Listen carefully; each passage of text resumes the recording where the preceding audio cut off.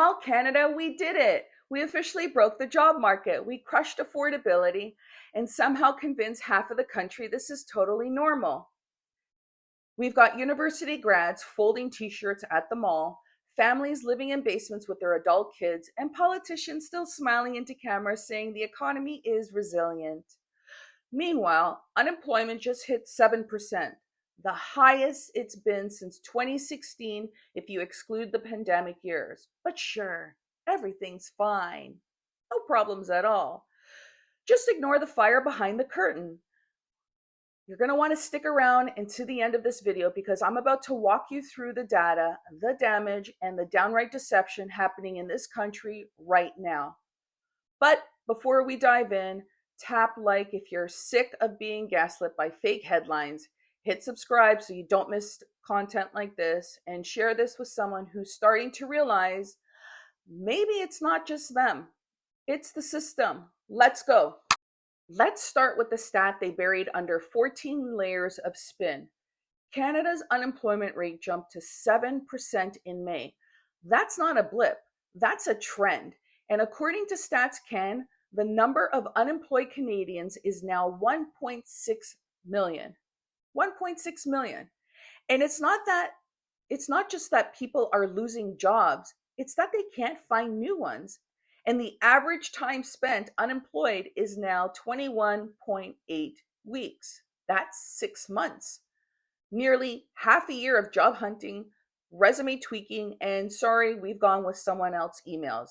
That stat alone should have triggered national alarms. Instead, we got headlines like Canada adds 800 jobs in May, beating expectations. Has released the jobs report for the month of May, and this is a closely watched number, particularly in light of the cross-border trade war. Scott Peterson has joined us for more on this. What are the numbers? How do things look? Well, it's surprisingly strong. We talked about the poor manufacturing numbers we saw as a direct result of the Trump tariffs just yesterday, but May actually squeaked out again. 8,800 positions were created for the month. That was a big surprise to economists. They were expecting us to see job losses for that. 8,800 jobs in a 40 million person country is something to celebrate.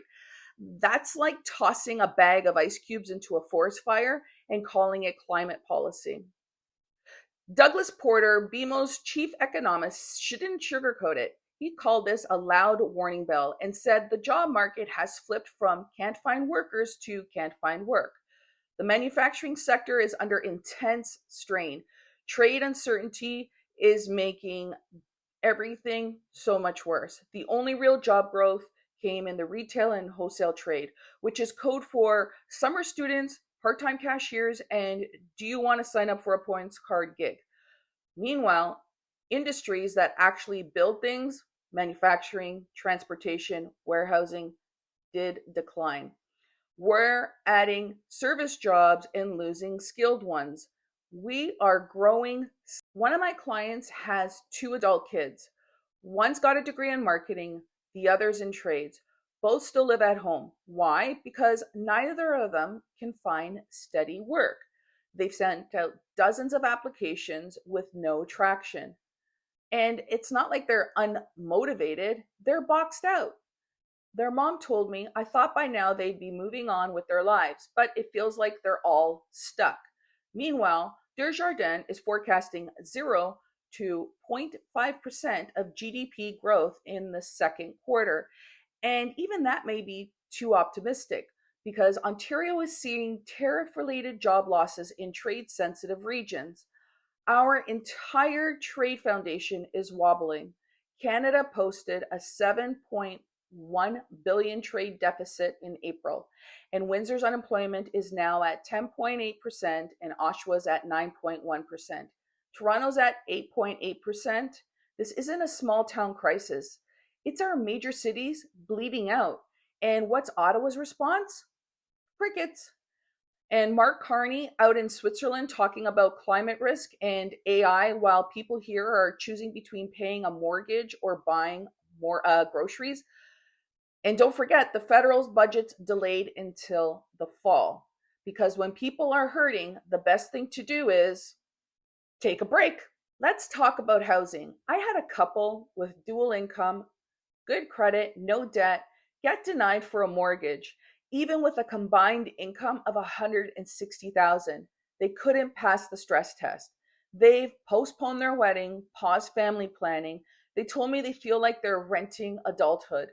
We're in a country where doing everything right still lands you in a basement at 35. And the government's rolling out prefab homes on leasehold land because apparently not owning land is now affordable housing. This isn't just financial anymore, it's emotional. And Mental Health Research Canada reports over 60% of young people say that the cost of living stress is harming their well being, and rightfully so.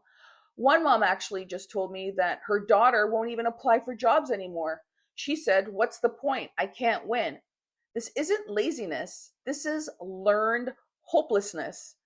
A 2023 Ledger poll said that 56% of Canadians under 35 are seriously thinking about leaving the country.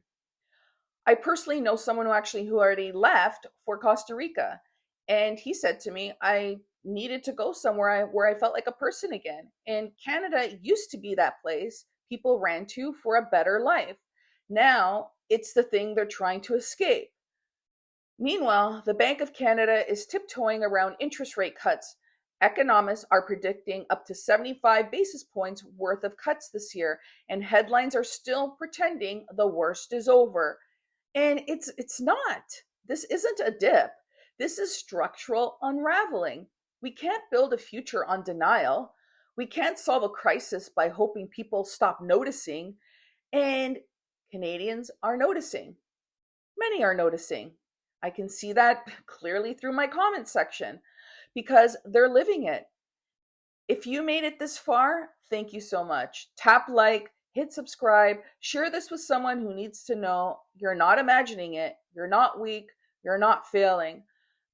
They're caught in an economy that was rigged before they even got started, and it's unraveling fast. We can't afford to stay silent. We can't afford to stay uninformed, not when 7% of Canadians are out of work, not when thousands are quietly slipping into despair. Because the truth is, they are lying to us. They're telling us it's all manageable, that we're resilient, that we'll bounce back. But resilience without relief isn't strength, it's survival. And too many people are done just surviving. We need change fast.